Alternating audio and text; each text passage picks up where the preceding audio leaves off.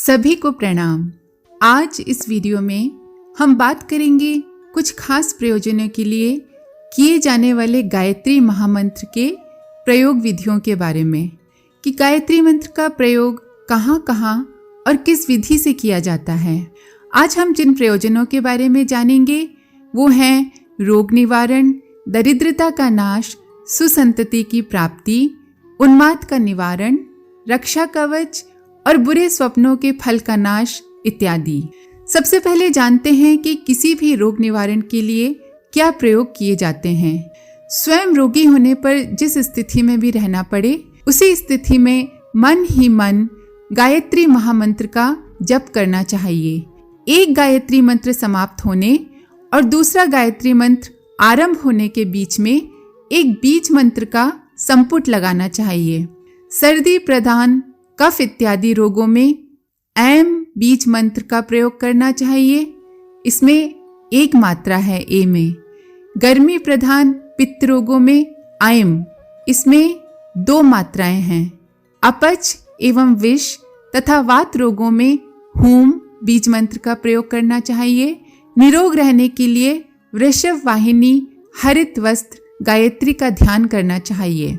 इसके साथ ही दूसरों को निरोग करने के लिए भी इन्हीं बीज मंत्रों का और इसी ध्यान का प्रयोग करना चाहिए।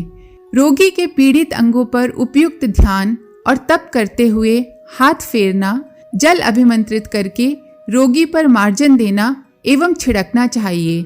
इन्हीं स्थितियों में तुलसी पत्र और काली मिर्च गंगा जल में पीसकर दवा के रूप में देना, ये सब उपचार ऐसे हैं जो किसी भी रोगी के रोग को दिए जा सकते हैं और वे उसे लाभ पहुंचाए बिना नहीं रहेंगे। ध्यान दें कि इन सभी उपचारों के साथ साथ डॉक्टर द्वारा दी गई दवाइयां भी चालू रखें। दूसरा प्रयोग है बुद्धि वृद्धि के लिए। गायत्री प्रधानतः बुद्धि को शुद्ध, प्रखर और समुन्नत करने वाला मंत्र है। मंद बुद्धि, स्मरण शक्ति की कमी वाले रोगी इससे विशेष रूप से लाभ उठा सकते हैं। जो बच्चे अनुत्तीर्ण हो जाते हैं, पाठ ठीक प्रकार से याद नहीं कर पाते, ऐसे बच्चे सूर्योदय के समय भीगे हुए मस्तक से पूर्व की ओर मुख करके अध खुले नेत्रों से सूर्य का दर्शन करते हुए आरंभ में 3 बार ओम का उच्चारण करते हुए गायत्री महामंत्र का जप करें। कम से कम 1 माला अवश्य जपनी चाहिए। जब समाप्ति पे दोनों हाथों की हथेली वाला भाग सूर्य की ओर इस प्रकार करें मानो आग ताप रहे हैं।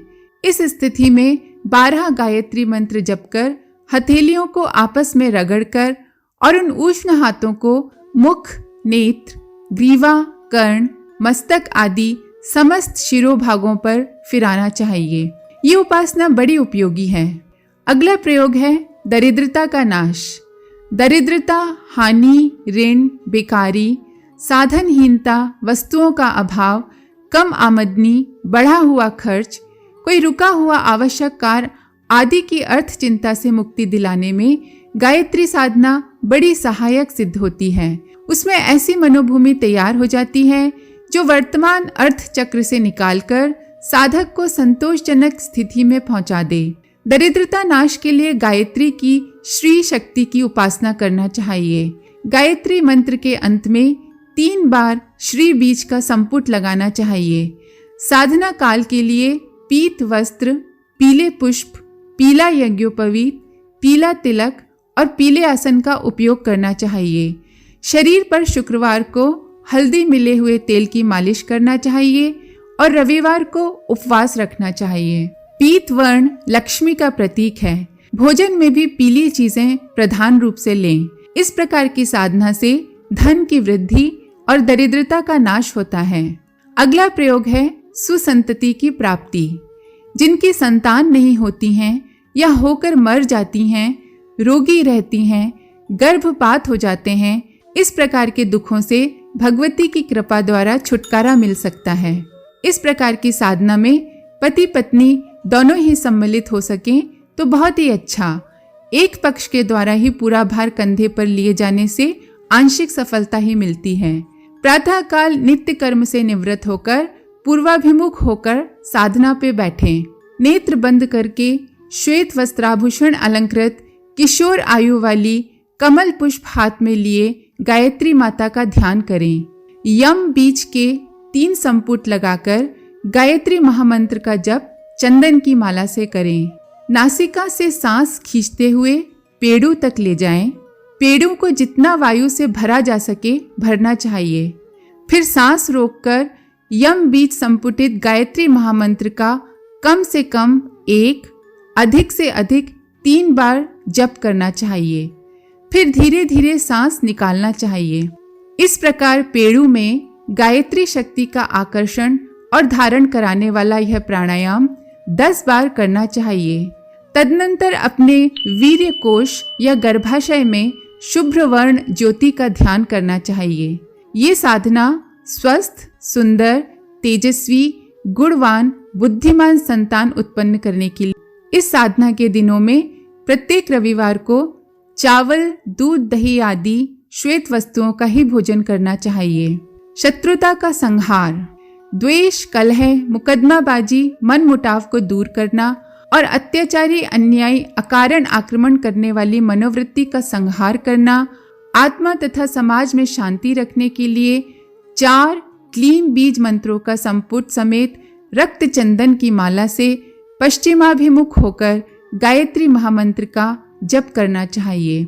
जप काल में सिर पर यज्ञ भस्म का तिलक लगाना तथा ऊन का आसन बिछाना चाहिए। लाल वस्त्र पहने, सिंहारून, खड्ग हस्ता, विकराल बदना, दुर्गा वेशधारी गायत्री का ध्यान करना चाहिए। जिन व्यक्तियों का द्वेष दुर्भाव निवारण करना हो उनका नाम पीपल के पत्ते पर रक्त चंदन की स्याही और अनार की कलम द्वारा लिखना चाहिए। इस पत्ते को उल्टा रखकर प्रत्येक मंत्र के बाद जल पात्र में से 1 आचमनी जल लेकर उस पत्ते पर डालना चाहिए। इस प्रकार 108 मंत्र नित्य जपने चाहिए। इससे शत्रु के स्वभाव का परिवर्तन होता है और उसकी द्वेष करने वाली सामर्थ्य घट जाती है। उसके मन में आपके प्रति सद्भावना अंकुरित होती है। अगला उपचार है मनोवैज्ञानिक कारणों से उन्माद का निवारण। कुछ मनोवैज्ञानिक कारणों, सांसारिक विकृतियों से कुछ व्यक्ति उन्मादियों जैसी चेष्टा करने लगते हैं। इसके अतिरिक्त कुछ मनुष्य या पशु ऐसे विचित्र दशा के रोगी होते हैं जैसा कि साधारण रोगों में नहीं होता। इसके लिए गायत्री हवन सर्वश्रेष्ठ है। सतोगुणी हवन सामग्री से विधि पूर्वक यज्ञ करना चाहिए और रोगी को उसके निकट बिठा लेना चाहिए। हवन की अग्नि में तपाया हुआ जल रोगी को पिलाना चाहिए। बुझी हुई यज्ञ भस्म सुरक्षित रख लेना चाहिए। उस यज्ञ भस्म को रोगी के हृदय, ग्रीवा, मस्तक, नेत्र, कर्ण, मुख, नासिका आदि पर लगाना चाहिए। जो व्यक्ति अपने प्रतिकूल हैं उन्हें अनुकूल बनाने के लिए, उपेक्षा करने वालों में प्रेम उत्पन्न करने के लिए, किसी व्यक्ति का मन अपनी ओर सद्भावना पूर्वक आकर्षित करने के लिए गायत्री की दक्षिण मार्गी योग साधना बहुत उपयोगी है। गायत्री महामंत्र का जप 3 प्रणव लगाकर जपना चाहिए और ऐसा ध्यान करना चाहिए कि अपनी त्रिकुटी मस्तिष्क का मध्य भाग में से एक नील वर्ण विद्युत तेज की रस्सी जैसी शक्ति निकलकर उस व्यक्ति तक पहुंचती है जिसके मन में आपको अपने प्रति सद्विचार और निर्मल प्रेम उत्पन्न करना है और उसके चारों ओर अनेक लपेट मारकर लिपट जाती है। इस प्रकार लिपटा हुआ वह व्यक्ति अर्धनिद्रित अवस्था में धीरे धीरे खिंचता चला जाता है और अनुकूलता की प्रसन्न मुद्रा उसके चेहरे पर छाई हुई है। ये ध्यान बड़ा प्रभावशाली है। ध्यान रखें, इस तरह के ध्यान में आपका जो ध्येय है, आपका जो लक्ष्य है, वो पवित्र होना चाहिए। किसी के मन में, मस्तिष्क में उसके अनुचित विचार हटाकर उचित विचार भरने हो तो ऐसा करना चाहिए कि शांत चित्त होकर उस व्यक्ति को अखिल नील आकाश में अकेला सोता हुआ ध्यान करें और भावना करें कि उस व्यक्ति के कुविचारों को हटाकर आप उसके मन में सद्विचार भर रहे हैं। इस ध्यान साधना के समय अपना शरीर भी बिल्कुल शिथिल और नील वस्त्र से ढका हुआ होना चाहिए। अगला है रक्षा कवच। किसी शुभ दिन उपवास रखकर केसर, कस्तूरी, जावित्री, गोरोचन इन 5 चीजों के मिश्रण की स्याही बनाकर अनार की कलम से 5 प्रणव संयुक्त गायत्री महामंत्र बिना पॉलिश किए हुए कागज या भोजपत्र पर लिखना चाहिए। यह कवच चांदी के ताबीज में बंद करके जिस किसी को भी धारण कराया जा सकता है। ये कवच उसकी सब प्रकार से रक्षा करेगा।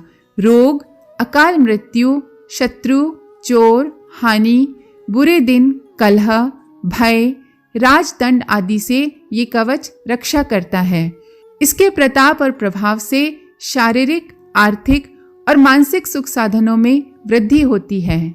अगला उपचार है बुरे मुहूर्तों और शकुनों का परिहार। वैसे तो परम पूज्य गुरुदेव कहते थे कि सारे दिन शुभ होते हैं क्योंकि सभी दिन परमात्मा के बनाए हुए हैं, पर कभी कभी ऐसे अवसर आते हैं कि कोई कार्य करना है या कहीं जाना है तो आगे कदम बढ़ाते हुए झिझक होती है। ऐसे अवसरों पर गायत्री महामंत्र की माला जपने के पश्चात कार्य आरंभ किया जा सकता है। इससे सारे अनिष्टों और आशंकाओं का समाधान हो जाता है और किसी अनिष्ट की संभावना नहीं रहती। विवाह ना बनता हो या विधि वर्ग न मिलते हो, विवाह मुहूर्त में सूर्य, बृहस्पति, चंद्रमा आदि की बाधा हो तो 24,000 जप का 9 दिन वाला लघु अनुष्ठान करके विवाह कर देना चाहिए। ऐसे विवाह से किसी प्रकार का अनिष्ट होने की कोई संभावना नहीं है। वह सब प्रकार से शुद्ध और ज्योतिष सम्मत विवाह के समान ही ठीक माना जाएगा। अंतिम उपचार है बुरे स्वप्नों के फल का नाश। रात्रि या दिन में सोने से कभी कभी कई बार ऐसे भयंकर स्वप्न दिखाई पड़ते हैं जिनसे स्वप्न काल में भी बड़ा त्रास और दुख मिलता है एवं जागने पर भी उनका स्मरण करके दिल धड़कता है। ऐसे स्वप्न किसी अनिष्ट की आशंका का संकेत करते हैं।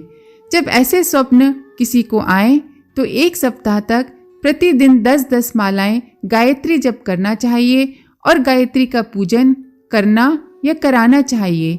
गायत्री सहस्त्र नाम या गायत्री चालीसा का पाठ भी दुस्वप्नों के प्रभाव को नष्ट करने वाला है। इस वीडियो में बताए गए इन प्रयोगों में व्यक्ति की श्रद्धा, विश्वास और साधना बहुत आवश्यक है। इसी प्रकार अगर आप किसी को हानि पहुंचाना चाहेंगे या किसी के प्रति आप कुछ नकारात्मक करना चाहेंगे तो आपका प्रयोग कभी भी सफल नहीं होगा, क्योंकि ये सब सात्विक प्रयोग हैं। इनमें से कुछ थोड़े से प्रयोग और उपचारों का अभ्यास कराया गया है। अनेक विषयों में अनेक विधियों से गायत्री का जो उपयोग हो सकता है उसका वर्णन बहुत विस्तृत है। उसे तो स्वयं अनुभव करके ही जाना जा सकता है। माँ गायत्री की महिमा अपार है। वह कामधेनु है। गायत्री साधना उपासना करने वाला कभी भी निराश नहीं लौटता। गायत्री मंत्र के साथ किसी भी बीज मंत्र का उपयोग कैसे किया जाता है, इसका वीडियो ऊपर आई बटन में दिया गया है, आप देख सकते हैं। आज के लिए इतना ही। अंत में आप सभी से निवेदन है कि आपको ये जानकारी कैसी लगी हमें कमेंट करके जरूर बताएं। साथ ही वीडियो को अन्य सभी लोगों के साथ शेयर जरूर करें। आप सभी का बहुत बहुत धन्यवाद। ओम शांति।